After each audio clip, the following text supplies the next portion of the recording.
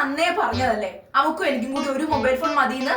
എന്നിട്ട് ഞാൻ പറയുന്നത് കേൾക്കാതെ അവക്ക് വേറെ മൊബൈൽ ഫോൺ മേടിച്ചു കൊടുത്തല്ലേ? അനുഭവിച്ചോ? നീ ഒച്ച വെക്കാതെ കാര്യം പറഞ്ഞു. നിങ്ങൾ മേടിച്ച മൊബൈൽ ഫോണേ അവള് നിലത്തെറിഞ്ഞ് പൊട്ടിച്ചു. എറിഞ്ഞു പൊട്ടിച്ചോ? എന്തിന്? അവൾക്കേ തിന്നിട്ട് എല്ലിന്റെ ഇട കയറിയന്റെ അഹങ്കാരം. അപ്പം മല്ലനാട്ടിലും പോയി തെണ്ടി ഉണ്ടാക്കുന്ന കാശാണെന്ന് അവക്ക് വല്ല വിചാരം ഉണ്ടോ?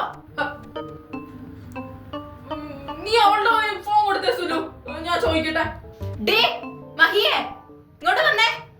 നിന്നെ അച്ഛൻ വിളിക്കുന്നുണ്ട്, ഒന്ന് അനങ്ങി വരാവോ?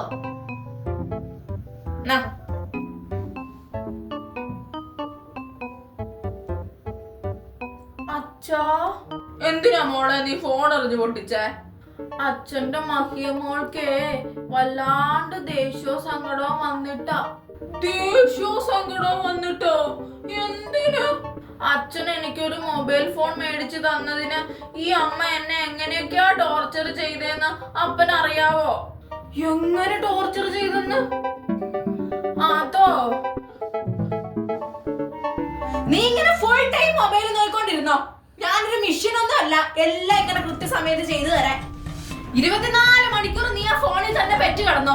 നിന്റെ ഈ പ്രായത്തിലേ ഞാൻ വീട്ടിലെ എല്ലാ പണിയും ഒറ്റയ്ക്കാ ചെയ്തോണ്ടിരുന്നേ. ഒരു തവണ പറഞ്ഞ നിനക്ക് മനസ്സിലാവില്ലേ? പിന്നെ പിന്നെ ഞാനിങ്ങനെ പറഞ്ഞോണ്ടിരിക്കണോ?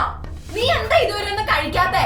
ഞാൻ ചോറുണ്ടാക്കി വെച്ചേക്കുന്ന നിനക്കാ, അല്ലാതെ വല്ല തെരുവട്ടിക്ക് കൊടുക്കാനുള്ളതല്ല. ഓ, എപ്പോ നോക്കിയാലും mobile phone mobile phone mobile phone. ഇനി നീ മൊബൈൽ തോണ്ടിക്കൊണ്ടിരിക്കുന്ന ഞാൻ കണ്ടാല് ഉറപ്പായിട്ട് എടുത്ത് കത്തിക്കും, പറഞ്ഞേക്കാം. എന്ത്? നിനക്ക് എല്ലാത്തിനും A+ഓ?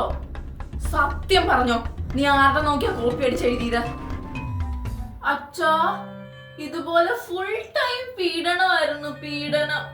അച്ഛൻ ഗൾഫിലായതുകൊണ്ട് ഇത് വല്ലതും അറിയുന്നുണ്ടോ? ആ ഫോൺ മേടിച്ചിട്ട് 6 മാസമായി. ഒരു 5 മിനിറ്റ് സമാധാനമായിട്ട് നോക്കിയിരിക്കാൻ എന്നെ കൊണ്ട് പറ്റിയില്ല. പിന്നെന്തിനാ എനിക്ക് അതുപോലൊരു ഫോണ്? അതുകൊണ്ടാ ദേഷ്യവും സങ്കടമൊക്കെ വന്നപ്പോ ഞാൻ എറിഞ്ഞു പൊട്ടിച്ചത്. ഒന്നുമല്ലേലും അതേ അമ്മയുടെ മോള് തന്നെയല്ലേ ഞാനും. എനിക്കും ഉണ്ട് വാശി. അതെ, അച്ഛനൊരു കാര്യം പറയട്ടെ. ആ, പറയച്ചാ. അമ്മയ്ക്കും മോൾക്കും വാശി എത്ര വേണേലും അയക്കോ. ഇനി എന്തെങ്കിലും എറിഞ്ഞു പൊട്ടിക്കുമ്പോ മോളൊരു കാര്യം ഓർക്കണം. അച്ഛൻ ഗൾഫിലാണെങ്കിലും ട്രൗസർ കീറി നിക്കുക. അച്ഛൻ ഇവിടെ കൂലിപ്പണിയാ, അല്ലാതെ എണ്ണപ്പാടത്തിന്റെ മുതലാളിയൊന്നും അല്ല. സോറി അച്ഛാ, ഇനി പൊട്ടിക്കുമ്പോ ഓർത്തോളാവേ.